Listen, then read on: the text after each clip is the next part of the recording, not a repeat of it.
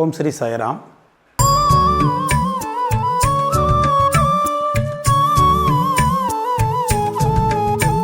அத்தியாயம் 39 அண்டு 50.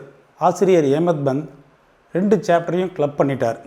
இந்த அத்தியாயத்தில் பாபாவுடைய வடமொழி ஞானம், கீதையில் ஒரு ஸ்லோகத்துக்கு பொருள் எக்ஸ்பிளனேஷன் கொடுக்கறது, சமாதி மந்திர் கட்டுதல், இதை பற்றி தான் நம்ம இந்த அத்தியாயத்தில் பார்க்க போகிறோம். பாபா மகா சமாதி வரை ஷிரடியில் வாழ்ந்து ஷிரடி க்ஷேத்திரத்தை ஒரு வைரக்கல்லாக மாற்றிட்டார். அவர் வாழ்ந்து நடந்த விளையாடிய ஷிரடி கிராமம் ஒரு பெரிய பாக்கியத்தையும் அதிர்ஷ்டத்தையும் தான் பெற்றிருக்கு. அந்த ஷிரடி கிராமத்தில் அவர் எதுக்கோசரம் அங்கே வந்தாரோ, யாருடைய நற்பேருக்கோசரம் அவரை தன்னை உரிதாக்கி கொண்டாரோ, அந்த ஷிரடி கிராம மக்கள் மட்டும் இல்லாமல் உலகத்தில் இருக்கிற அத்தனை பக்தர்களும் அதிர்ஷ்டம் வாய்ந்தவர்கள் தான். அப்படிப்பட்ட ஷிரடி கிராமத்தில் ஆரம்ப காலத்தில் ஒரு சின்ன கிராமமாக தான் இருந்திருக்கு. நாட்கள் நகர பாபாவுடைய புகழ் திக்கெட்டும் பரவ ஆரம்பித்த உடனே பக்தர்கள் திரளாக ஷிரடியில் குவிய ஆரம்பிச்சிடுறாங்க. ஷிரடி ஒரு சின்ன புனித தீர்த்தமாகவும் ஒரு க்ஷேத்திரமாகவும் தான் ஆரம்ப காலத்தில் இருந்திருக்கு. பக்தர்கள் மலமலன்னு வர ஆரம்பிக்க அது ஒரு பெரிய சமஸ்தானமாக மாறிடுறது. ஷிரடி கிராமத்து பெண்கள் அவங்க குளிக்கும் போதோ, இல்லை சோளத்தை அரைக்கும் போதோ, இல்லை சமையல் செய்யும் போதோ, அல்லது பல இல்லற தர்மங்களை செய்யும் போதும் பாபாவுடைய புகழையும் அவருடைய பக்தியையும் தான் அவங்க மனசில் பூண்டு அதையே ஒரு பாட்டாக பாடின்னு இருந்தாங்க. அப்படி பாடிய அந்த மக்கள் மிகவும் நற்பேருக்குரியவர்கள். அதெல்லாம் நம்ம மனசில் வாங்கி பாபாவுடைய லீலைகளையும் கதைகளையும் ஆழ்ந்த அனுபவங்களையும் நம்ம மனசில் ஏற்றி அதன் மூலம் நமக்கு கிடைக்க போகிற பலன் ரொம்ப பெரியது. பிரம்மாண்ட நாயகனே, ஷிரடியின் மாமன்னன் நீயே, பிரம்மாண்ட நாயகனே. சாயிநாதருக்கு வடமொழி மற்றும் சம்ஸ்கிருத நாணம் தெரியாதுன்னு எல்லாரும் நினச்சிட்டு இருக்காங்க. கீதையின் செய்யுளுக்கு பாபா நானா சாஹேப் சந்துரோருக்கு எக்ஸ்பிளைன் பண்ணுறாரு. அந்த செய்யுளை பற்றிய ஒரு சின்ன குறிப்பு பார்த்திங்கன்னா, பிவி தேவ் அப்படின்ற ஒரு அதிகாரியும் பிவி நரசிம்ம சுவாமிஜி அந்த சாயி லீலா மற்றும் தி ஒண்டரஸ் ஆஃப் செயின்ட் சி சாய்பாபாலையும் இதை பற்றிய ஒரு குறிப்பு இருக்குது. ஆரம்ப காலத்தில் பாபா மசூதியில் இருக்கும்போது பெருந்திரளான கூட்டங்கள் ஆரம்ப காலத்தில் வரல ஷிரடிக்கு. அந்த நேரத்தில் பாபா பக்தர்களோட 1-to-1 ஃப்ரீயாக டிஸ்கஸ் பண்ணுறது வழக்கம். அப்படி தான் ஒரு முறை நானா சாஹேப் சாந்தோர்கர் என்ன பண்ணுறாருன்னா, பாபாவுடைய காலை அமைக்கி விட்டுண்டு தன்னுடைய மனசுக்குள்ளேயே அப்படி முணுமுணுத்துன்ருக்கார். அப்போ பாபா கேட்குறார், என்ன நானா உன் மனசுக்குள்ளேயே முணுமுணுத்துன்ருக்க அப்படின்னு சொல்கிறார். நானா சாஹேப் சொல்கிறார் பாபாட்ட, நான் கீதையோட ஸ்லோகத்தை சொல்லின்னு இருக்கேன்னு. சரி, அந்த கீதையோட ஸ்லோகத்தை நல்ல பலமாக சத்தமாக சொல்லு அப்படின்னு பாபா சொல்கிறாரு. அப்போது நானா சாஹேப் சந்திரோகர் அந்த ஸ்லோகத்தை பின்வருமாறு சொல்கிறார். தத்வித்தி பிரணிபாத்தேன பரிபிரஷ்னேன சேவையா உபதேஷ்யந்தி தே ஞானம் ஞானினஸ்தத்வ தர்சினக அப்படின்ற கீதையோடைய சாப்டர் 4 34வது செய்யுளை பற்றி பாபாட்ட சொல்கிறாரு.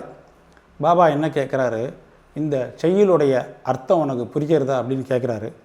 நானா சாஹேப் சொல்கிறாரு, ஆமாம் எனக்கு நல்லா புரியுறது அப்படின்றாரு. அப்படின்னா அதை பற்றி எக்ஸ்பிளைன் பண்ணுன்னு சொல்கிறாரு. நானா சாஹேப் என்ன சொல்கிறாருன்னா, குருவுக்கிட்ட சாஷ்டாங்கமாக நமஸ்காரம் செஞ்சு அவர்கிட்ட பூரண அருளை பெற்று அந்த ஞானிகள் அந்த பிரம்மானந்தத்தை எய்தியவர்களாக இருக்கும்போது அந்த நிலையை நம்மளுக்கும் கொடுத்துருவாங்க அப்படின்னு சொல்கிறாரு. அப்போது பாபா திருப்பி கேட்குறாரு, இந்த ஜென்ரலாக எக்ஸ்பிளைன் பண்ணாத, லைனுக்கு லைனு பொருளை எனக்கு கூறு அப்படின்னு பாபா சொல்கிறாரு. பின்னர் நானா என்ன பண்ணுறாரு, அதை வேர்டு பை வேர்டாக விவரிக்கிறாரு. அப்போது பாபா என்ன சொல்கிறாரு, வெறுமனே நமஸ்காரம் பண்ணிட்டா எல்லாம் சரியாயிடுமான்னு கேட்குறாரு.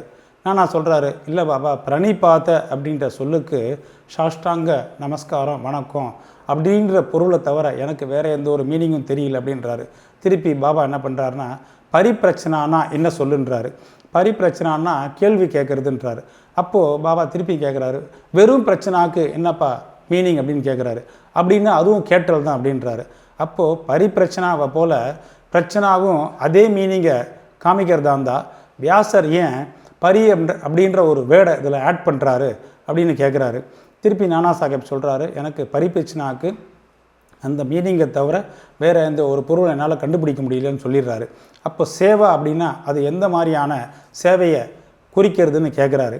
நாங்கள்லாம் உங்களுக்கு செஞ்சுட்டு இருக்கோமே அந்த சேவை தான் பாபா அப்படின்னு ஞானா சாஹேப் சொல்கிறாரு. அப்போ அந்த மாதிரி சேவையை செஞ்சுட்டா எல்லாமே நீங்கள் அட்டைன் பண்ணிடுவீங்களான்னு கேட்குறாரு. ஞானா சாஹேப் சொல்கிறாரு, சேவைக்கு எனக்கு அதை தவிர வேறு எந்த ஒரு பொருளும் தெரியலன்றாரு. திருப்பி பாபா நெக்ஸ்ட்டு லைனில் என்ன பண்ணுறாருன்னா, அந்த உபதேஷ் சந்தி தே ஞானம் அப்படின்னா அந்த ஞானத்துக்கு அந்த சொல்லுக்கு வேறு ஏதாவது ஒரு சொல்லை போட்டு அப்படி நம்மளால் படித்து கிரகிச்சிக்க முடியுமான்னு கேட்குறாரு. நானா ஆமாம் அப்படின்றார். அப்படின்னா அதுக்கு என்ன பதில் சொல்லுன்றாரு. அதுக்கு இவருக்கு ஆப்போசிட்டாக ஞானத்துக்கு அஞ்ஞானன்ற ஒரு பதிலை சொல்லி விட்டுறாரு. இந்த சொன்ன கேட்ட உடனே பாபா என்ன பண்ணுறாரு, இதுலேருந்து என்ன பொருள் உனக்கு புரியுதுன்றாரு. நானா சாஹேப் சொல்கிறாரு, இந்த சங்கர பாஷ்யம் அப்படின்ற ஒரு புஸ்தகத்தில் இந்த மாதிரி ஒரு ஆன்சரோ அதுக்கு ஒரு விளக்கமோ கொடுக்கலன்றாரு. அப்போது கொடுக்காத புஸ்தகத்தையோ ரெஃபரன்ஸையோ பற்றி நீ ஏன் கவலைப்பட்டுருக்க? அஞ்ஞானம் அப்படின்றது ஒரு நல்ல ஒரு மீனிங்கை நமக்கு உணர்த்தும்னா அதை ஏன் நம்ம யூஸ் பண்ணுறதுக்கு ஏதாவது தடை இருக்கான்னு அப்படின்னு கேட்குறாரு. அப்போ நானா சாஹேப் சொல்கிறாரு, அஞ்ஞானம் என்பது என்னென்னு பார்த்தீங்கன்னா அதோடைய மீனிங்கு எனக்கு புரியலன்னு திரும்பி குழப்பத்திலேயே வெளில வந்துட்டுருக்கார். அப்போ தான் பாபா கேட்குறாரு, கிருஷ்ணரே பார்த்தீங்கன்னா சர்வ வியாபி, அவரே ஒரு தத்துவ தரிசி தானே, அவரே ஒரு ஞானத்தின் ரூபம் இல்லையா? அவர் ஏன் அர்ஜுனனை போய் நீ மற்ற ஞானிகள்கிட்ட போய் அப்ரோச் பண்ணி இதுக்குண்டான ஆன்சரை கண்டுபிடிச்சிடுவான்னு சொல்கிறாரு அப்படின்னா ஏன் அப்படின்னு கேட்கும்போது நான் சொல்கிறாரு, அப்படி இருந்ததுன்னா அவர் ஏன் அர்ஜுனனை மற்றவங்கள்ட்ட போய் விசாரிக்க சொன்னார்னு எனக்கு புரியலன்றாரு. இப்போ நீ இதை புரிஞ்சு கொள்ளலையா அப்படின்னு சொல்லும்போது என்ன ஆகுதுன்னா, நானா சாஹேப்க்கு தான் பெரிய வேத வித்தில் வேதாந்தத்தில் பெரிய ஞானம் உள்ளவன், கீதையை டாப் டு பாட்டம் நம்ம கரைச்சி குடிச்சிருக்கோம் அப்படின்ற அவருடைய எண்ணம் என்ன ஆகுதுன்னா இந்த மாதிரி கேள்விகள்னால அவருடைய கர்வம் முற்றிலுமா அழிக்கப்பட்டுறது. ஷீரடியின் மாமன்னன்